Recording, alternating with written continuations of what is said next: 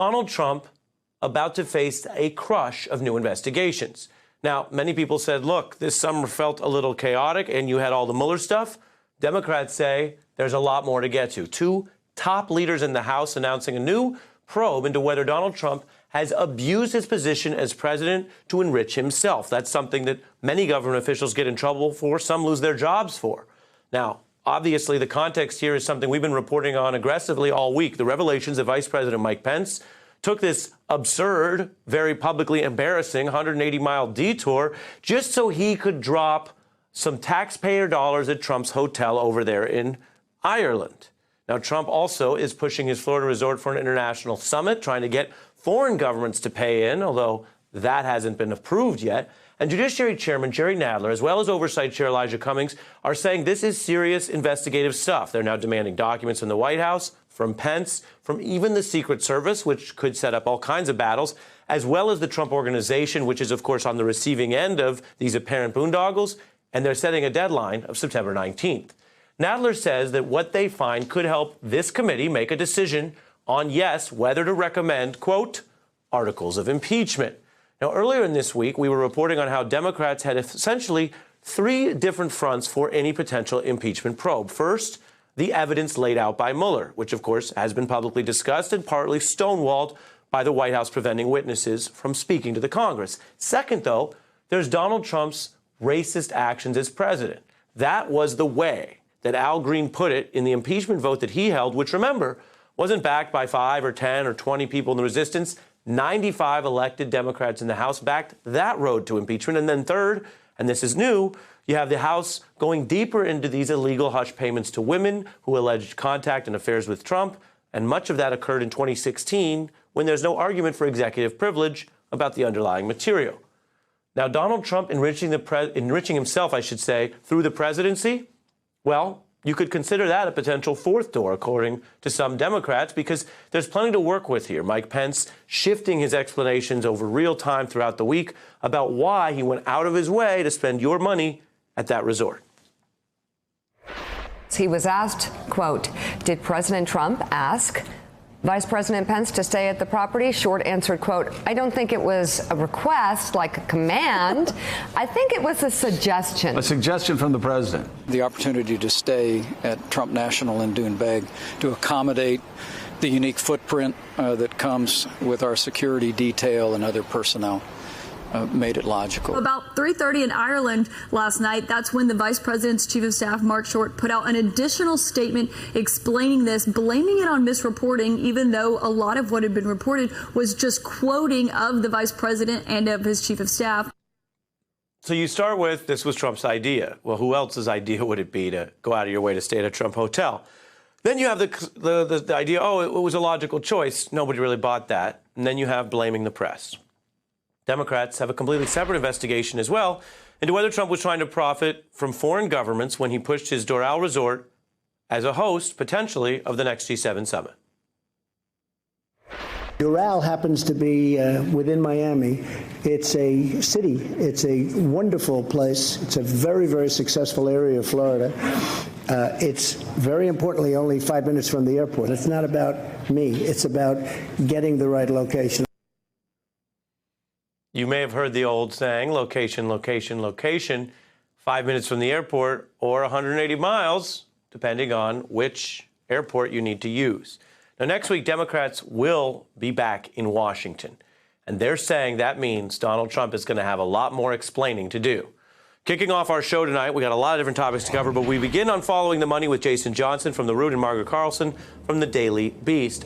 Margaret, it would seem that things that Donald Trump has long been known for, the excessive exaggeration of his properties, the blatant self-promotion, self-enrichment, are getting more investigative attention now, at least the way it went down with Pence and Attorney General Barr planning $30K at the Trump Hotel in Washington.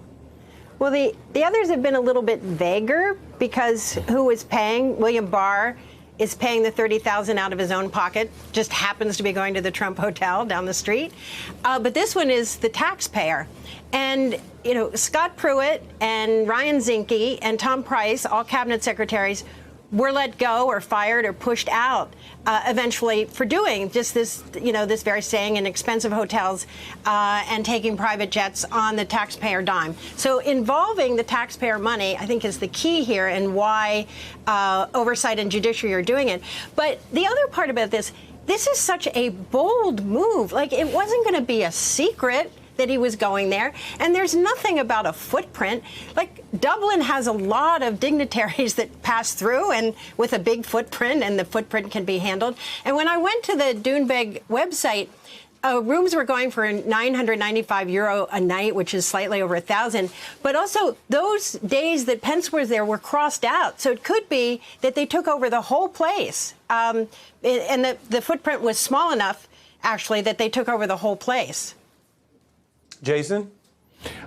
This is such an obvious scam. Like, I don't understand what takes the Democrats so long to realize that the President of the United States is scamming us all. This is a clear violation of the Emoluments Clause. And this isn't the only example, right? We've seen foreign dignitaries and we've seen ambassadors suddenly decide that they want to stay in Trump hotels, funneling money. He's basically using the United States as a way to funnel money into his personal finances. That's not complicated. It's not difficult. What amazes me, Ari, you know what's smarter than spending all this time and political capital on investigations? An actual impeachment hearing, because that makes the most sense. I don't understand why the Democrats can't do this. That's what amazes me about all of this.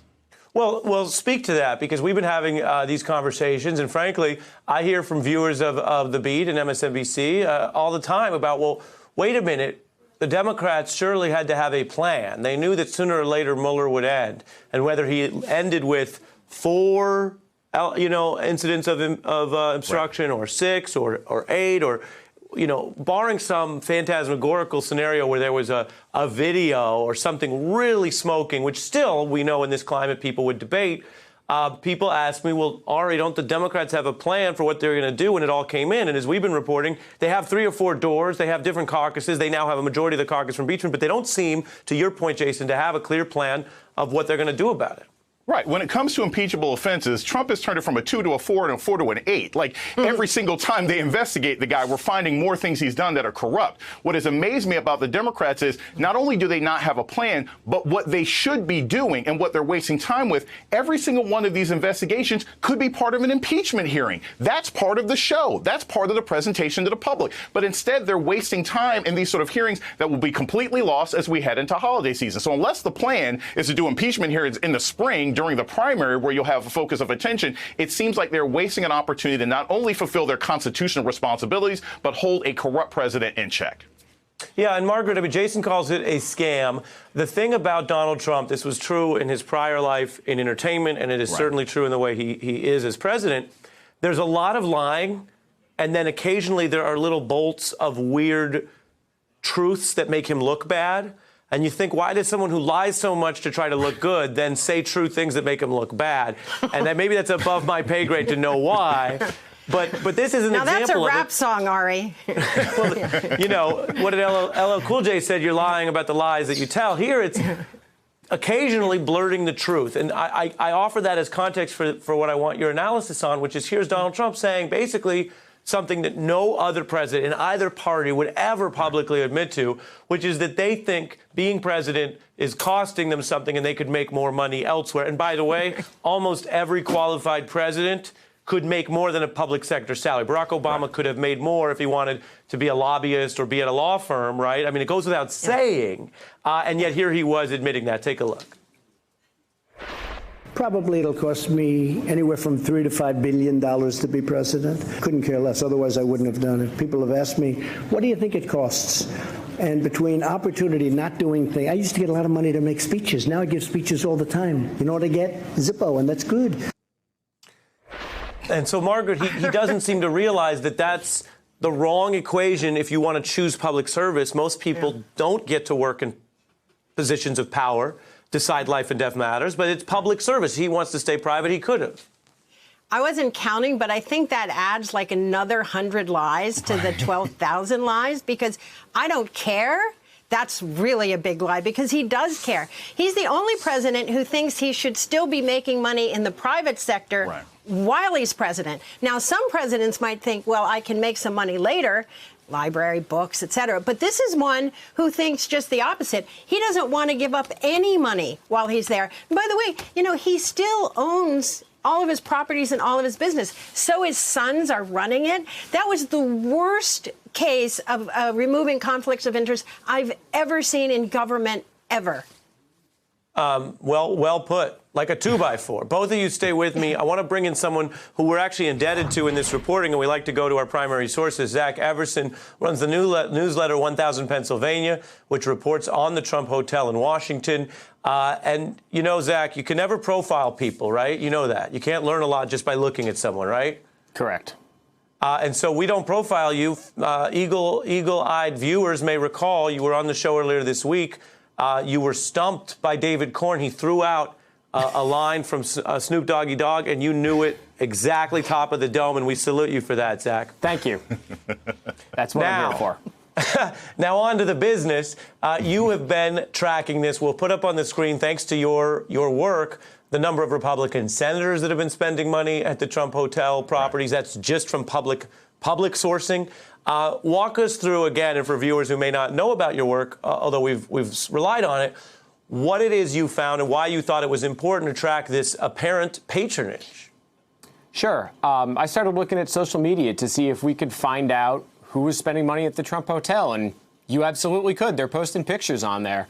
I started off in, I guess it was August 2017, and it was Anthony Scaramucci and Rudy Giuliani, and you know, here we are a couple years later, and yesterday it was a governor of one of Pakistan's provinces, and Rudy Giuliani again, because he's a regular there. But you can really get a good glimpse of what's going on. So the senators, it's a mixture from FEC reports on campaign finance and also just pictures that I've seen of them online.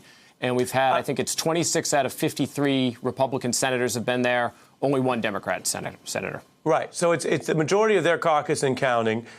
It adds up to real money. The New York Times saying nearly 20 mil spent at Trump family hotels since 2015, only by Republican political groups.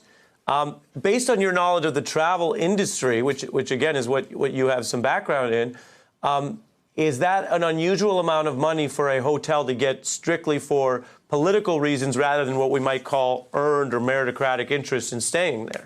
Well, what really stands out is how Republicans didn't go to Trump properties until Trump became president. I mean, that is just the fact that you can see. You've seen Mike Pence's committee has spent $225,000 there. Minority Leader McCarthy's committee has spent over $225,000. The RNC has dropped over $400,000, and a pro-Trump super PAC has dropped over $500,000. I mean, right there, it's clear cut. He is profiting from the presidency.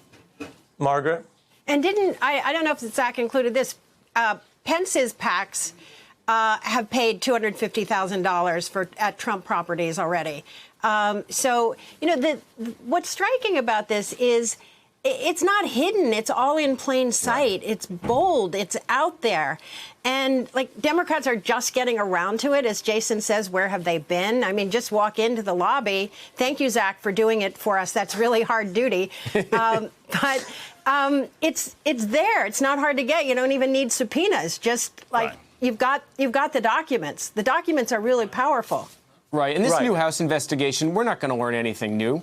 We already know that when Trump went to Doonbeg in, I think it was 2018, or excuse me, one of his Scottish golf courses in 2018, the taxpayers were on the bill for $77,000. The Scotsman did a great job reporting that.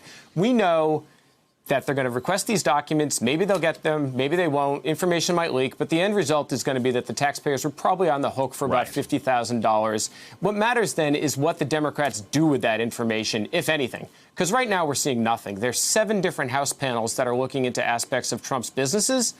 And we haven't seen any public information. And we certainly haven't seen any sort of change in behavior. Jason?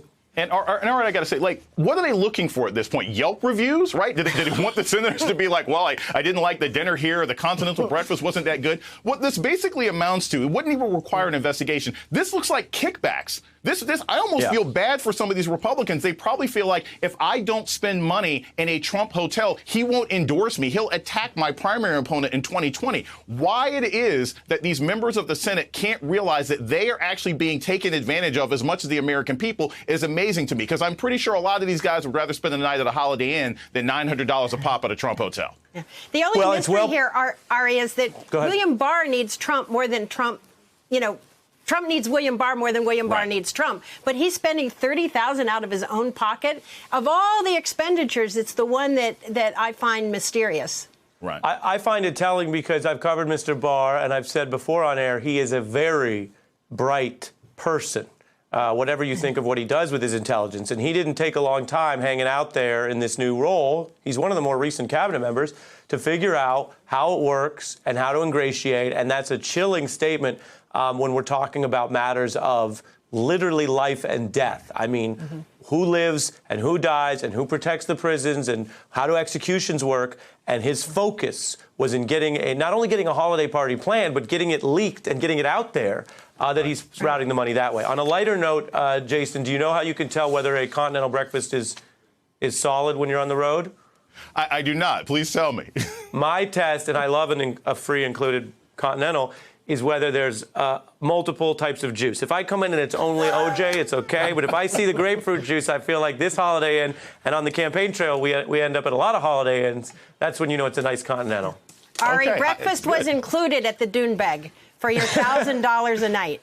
Not just bread, but OJ. I like it. I don't know about the OJ at the Doonbeg, but you got breakfast. It's fitting we're talking about this with Zach here because on the beat, we try to go all the way from OJ to OG. Nice. That's a good one. Zach, sorry.